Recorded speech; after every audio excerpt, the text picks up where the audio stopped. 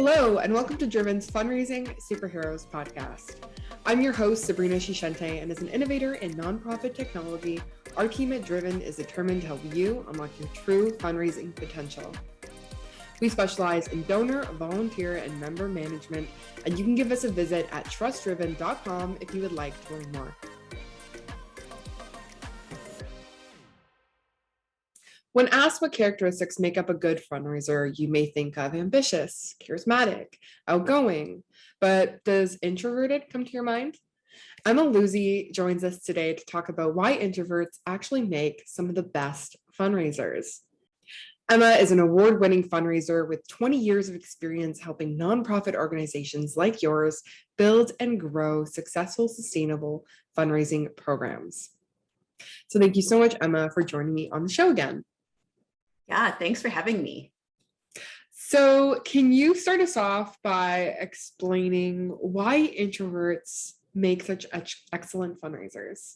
I would love to. This is a topic I am so passionate about. So, I think introverts are often overlooked in the fundraising sector. I'll start off by saying that, which is, I think there's been like this extrovert ideal that a lot of us think about when we're thinking about fundraising, right? Where, a perfect fundraiser is going to be someone who's like outgoing and gregarious and like, working the room and that kind of thing. And so in that, like being so focused on the extrovert ideal, we've been overlooking these amazing strengths that introverts bring to the table for way too long. So, I talk about a lot of our introvert strengths in terms of like the real power and the real skill and talent we bring to the table in terms of relationship building, especially when it comes to one-to-one relationship building. So even though I'll be talking about in the context of like major gift fundraising today,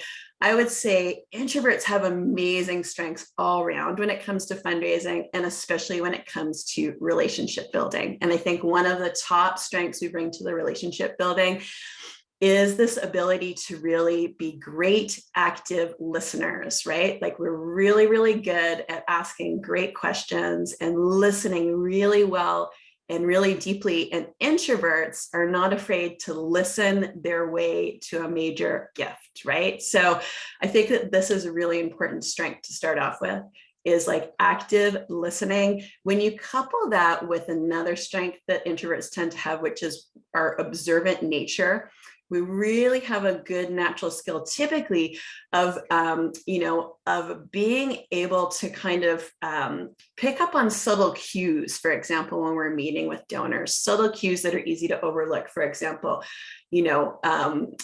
unspoken cues, body language, that sort of thing. So our observant nature makes us really, really good at navigating, for example, like deeper, more meaningful conversations, and even navigating more sensitive conversations as well. So that to start us off, like those are two of my favorites really, are the fact that we are really, really great active listeners.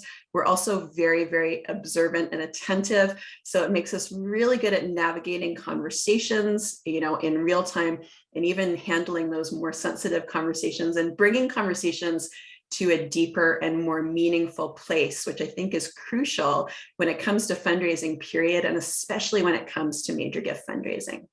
When I was going through your website, and for those listening, I have linked all the resources I'm about to mention in the description box. When I was reading your posts on introverted fundraisers, I was like, yes, oh my gosh, this makes so much sense. Because as somebody who also identifies as an introvert, that's definitely things that I'm doing when I'm having conversations with people. You're observing, you're really taking in information. You're not necessarily thinking about how you're going to get your next point in, but you're trying to understand how to connect with the person that you're talking with.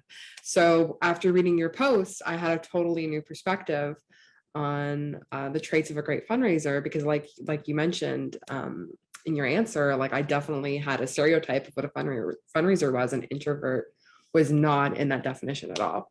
Isn't that interesting? And I think we really do our whole sector a disservice in the way still to this day we have this extrovert bias, right? Where it's like, oftentimes I'll read a job posting and sort of, hang my head, because we're so stuck on this idea that someone has to be like gregarious, outgoing, high energy, right? Where it's like, all of these are valuable attributes to bring to the table. I think we work really well in partnership with our extroverted colleagues, but we undervalue the strengths that introverts bring to the table.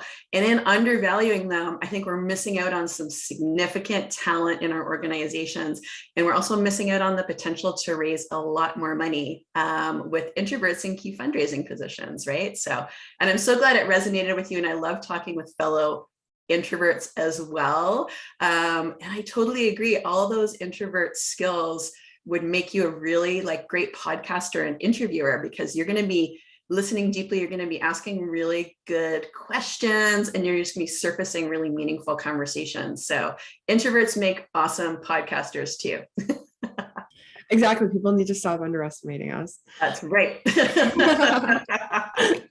So you mentioned in your blog that you also identify as an introvert, and I'm curious to know, when did you stop looking at this as a hindrance, and did you start taking advantage of the skills that you had?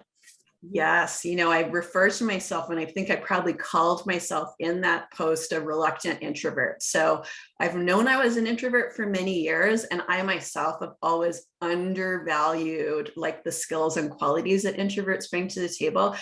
I think for me, I started really understanding myself better and becoming more self-aware about these strengths about 5 years ago, when I went out on my own to start my own business, because sort of removing myself from this greater culture that did kind of, overvalue extrovert strengths, and going out on my own, I really had to start getting really clear and really self-reflective on myself, what strengths I was bringing to the table, what challenges I needed to be aware of. We can talk about that a little more later, as well as those danger zones I need to be aware of and manage as an introvert as well.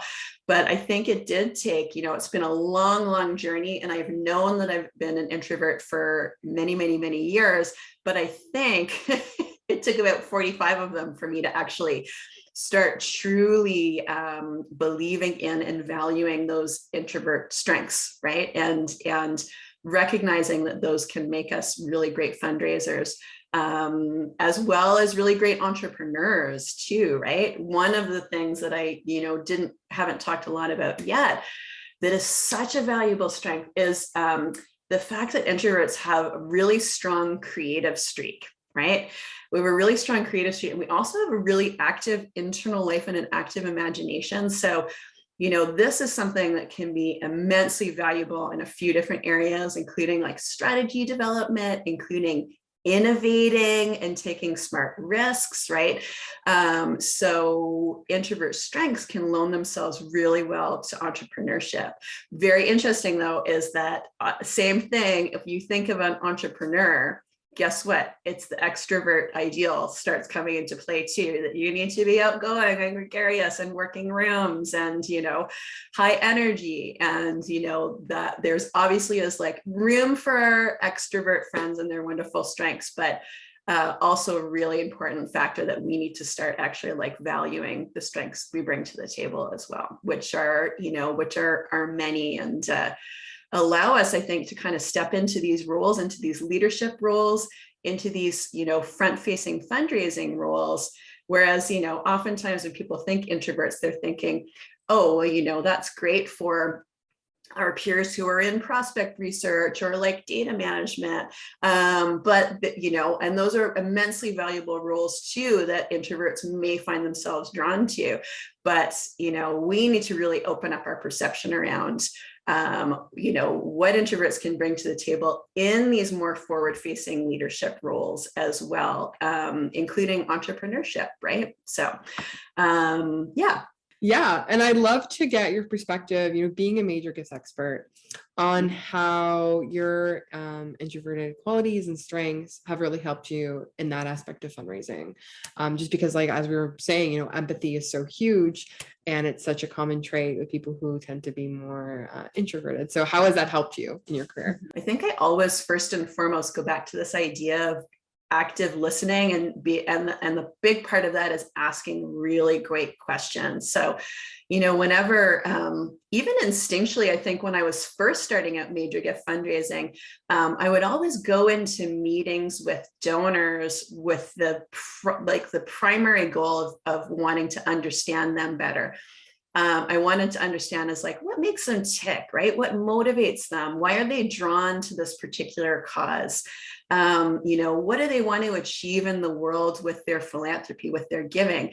And I think that's another element that's really important piece of the puzzle too, is this natural sense of curiosity about other people that introverts actually tend to naturally have, and wanting to couple that with the deep listening, the curiosity, the ability to ask really great questions that enables us just to take relationships to a deeper level, right?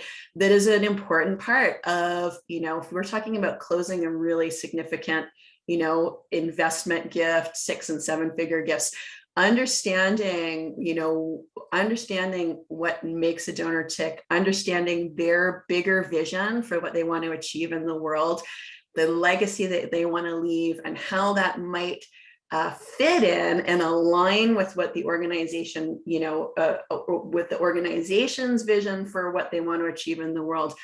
That is an often overlooked, I think, attribute of a good major gift fundraiser, and the one that introverts just typically tend to come by naturally, is this ability to create very deep bonds when they're in one-to-one interactions and they're building relationships that way. So I think it's that really, like, that's just one of the things, but one of the most important things I think that enables us. Another thing I'll talk a bit about, which I haven't touched on yet, is this idea of the ability to focus very deeply. So for example, I know we'll probably get to talking about things like navigating big events, which doesn't necessarily feel like a strength for us, but to be able to narrow your focus in onto one person that you're talking to in a big crowded room at a big event, and just be able to pinpoint your focus and really concentrate on them and be able to have a conversation like that in the context of a bigger event.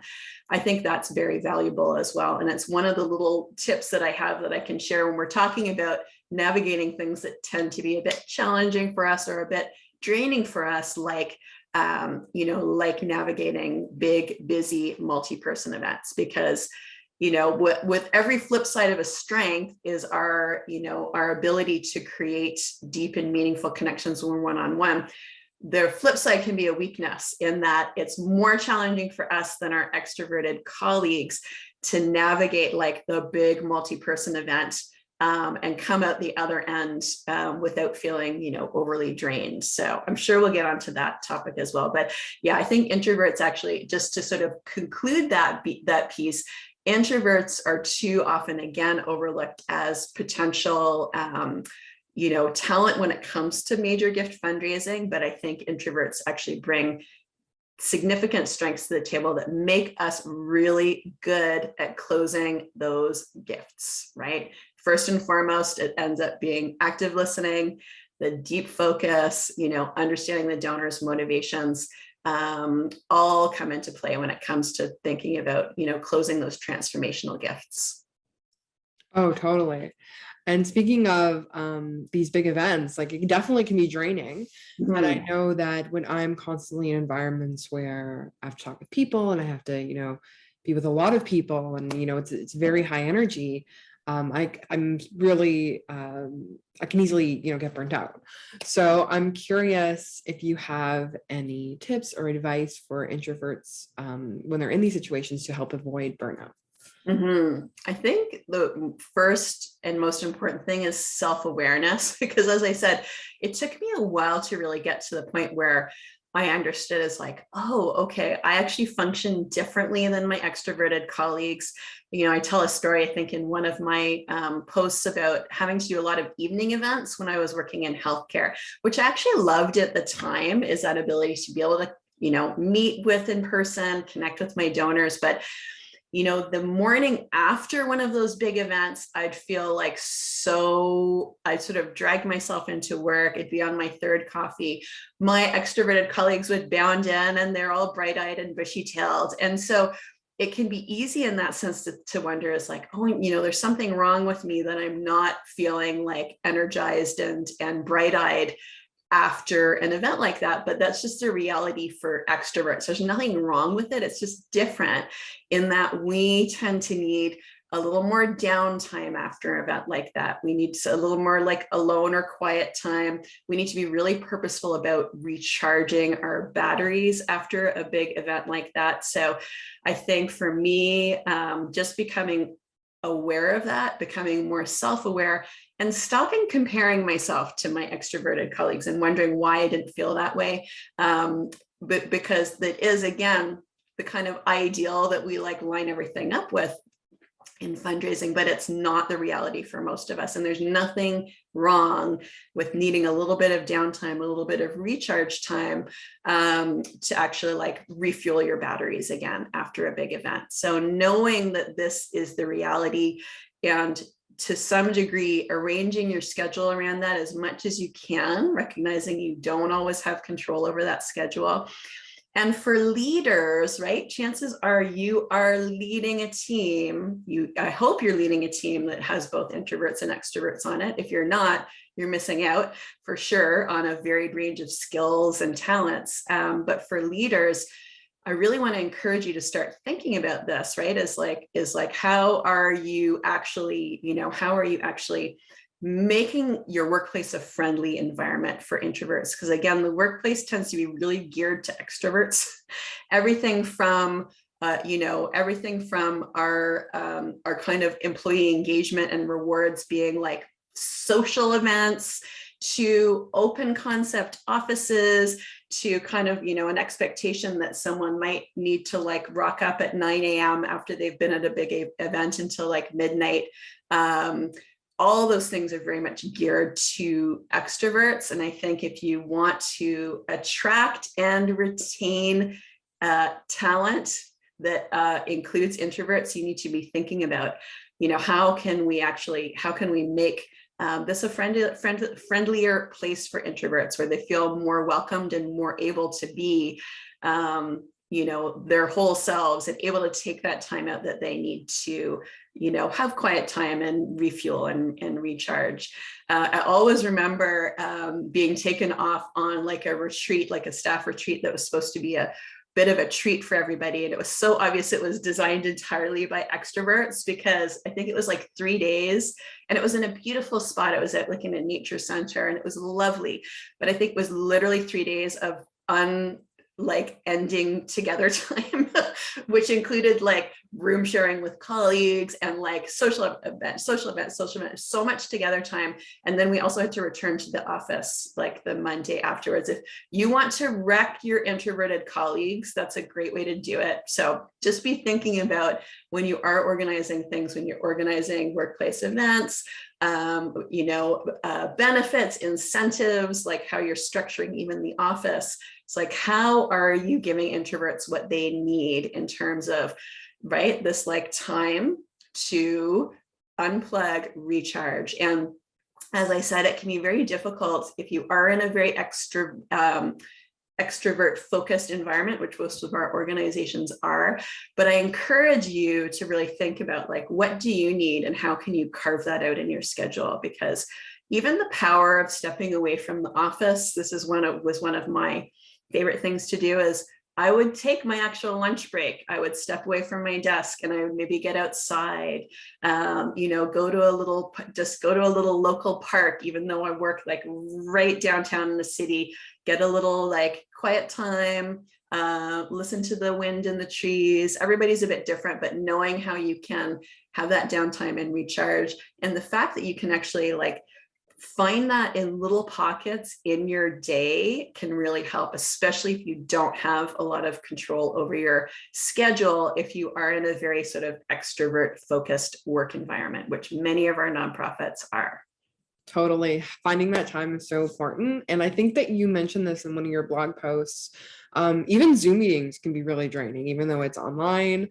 And I found it really helpful to put cap on meetings. I'm like, okay, I can only handle probably 3 1-hour meetings in a day. And I need to make sure I'm putting breaks in between because, you can have the first owner and that meeting goes great. And then by the third person, you're like, oh my gosh, like I need to take a nap. I need a break. Yeah, totally. That's good. And that reminds me of a huge learning experience in my fundraising life where I did that. I was out with my CEO and we said, okay, we're together. We're actually going to do 3 back-to-back in-person like donor calls because it just works out really well that way. And again, same thing. It was just like back to back to back to back. And, my CEO left it again, like feeling energized and excited. And I was like, well, I enjoyed that, but wow, like it took it out of me. And that was in person. So I learned that for me, in order to be most effective and most present in my meetings with donors, which is really important, that I needed to not necessarily do kind of like 3 back to back to back to back. Because I know in the last meeting, I'm not going to be performing at my best. And I think, I'm glad you brought up Zoom meetings because I think, it's such a challenge there. I think it's a challenge for all of us, introverts, extroverts, everyone in between, that we're just not designed as humans to be interacting at this level in 2D. We do what we need to do. For one, I'm grateful for the technology to be able to keep connecting with folks, through the pandemic, but it definitely is, we have to recognize how much more tiring it is for our brains, introvert or extrovert. But I think it is particularly even more tiring for introverts, especially when it comes to this observant nature I'm talking about, when you are kind of trying to process subtle cues, subtle verbal cues, subtle body language cues. Doing that in 2D on Zoom is so much more difficult. So our brains are really working double time, which makes us certainly feel much more drained at the end of the day. And I think that's true across the board. But I think it's especially true for introverts. We need to be really conscious about the degree to which Zoom calls and virtual meetings can drain us, and just make sure we're building in those breaks, building in that recovery time so that we can be at our best. And I'm glad that you mentioned your experience with the 3 in-person meetings, because I'm curious to know what can introverts do when they're stuck in environments like that, where they kind of have to, be at a big gala or, be meeting with people back to back in an office. How can they recenter themselves in order to showcase their strengths? I love that, because it is going to happen. None of us have such control over our lives or our schedules that we're not going to be in a marathon mode to some degree, right? We are going to be in those back-to-back meetings. Sometimes we are going to be at those, big events, and may have sort of busy periods where things get intense. So I would go back to what I was talking about of the power of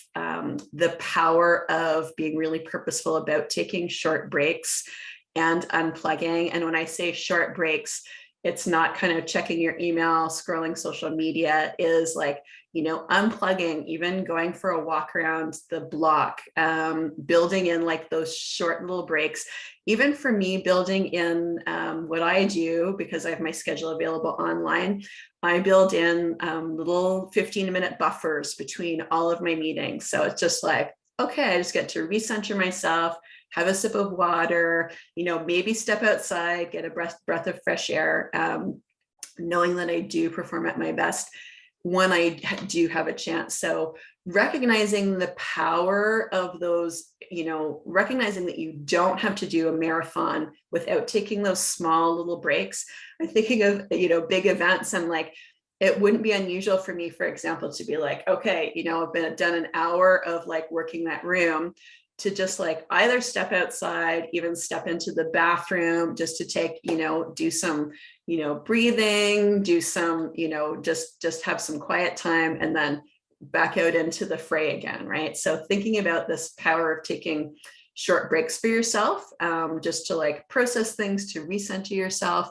I am definitely, I know it's not for everybody, but I am a big fan of the power of mindfulness meditation as well. That can be a super helpful tool for introverts especially. And again, you know, you don't need an hour. You can get like little, like 5 to 10 minute recharges. If you are in a really long marathon place, that can be very powerful. And again, I think going back to this idea of knowing yourself, knowing what works well for you, self-awareness is huge, because what works well for me might not work well for somebody else.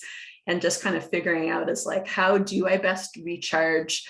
You know, what do I need for myself? What kind of breaks do I need? For example, for me, if I've had a super busy back-to-back week, I know that I cannot necessarily have like a super social weekend and then enter into another super busy week. So I know that I need to build in some downtime for myself on the weekend, whether it's sneaking away to read a book. That's one of my favorite introvert activities. Love a little quiet time, love a little reading quiet time. But knowing yourself and how you recharge and being really purposeful about building that in, because quite honestly, as introverts living in an extroverted world, no one's going to do it for us. So we really need to assert ourselves and actually carve out that time for ourselves when we do need to recharge. And understanding what works well for you is really powerful as well. And definitely recognizing the power of, like, you know, you can't get by on a marathon forever just taking like micro breaks. You need bigger breaks. But if you are in a long stretch of a day or a long stretch of a gala, it's just like figuring out how to build in those little micro breaks for you, even if you steal away for like 5 minutes to be not with like 400 people, to recenter yourself and come back again to do what you need to do to be at your best for sure. And again, leaders and organizations, you know, start thinking about how you can build this in and build in some greater flexibility to make sure you're enabling your whole team to be operating at their best, because that looks different for introverts than it does for extroverts, for sure. It does, totally. Well, on that note, I'm going to say thank you, Emma, for joining me again on the show. Before we leave today, can you let our audience know how they can get in touch with you? Absolutely. So you can find me at blueskyphilanthropy.com.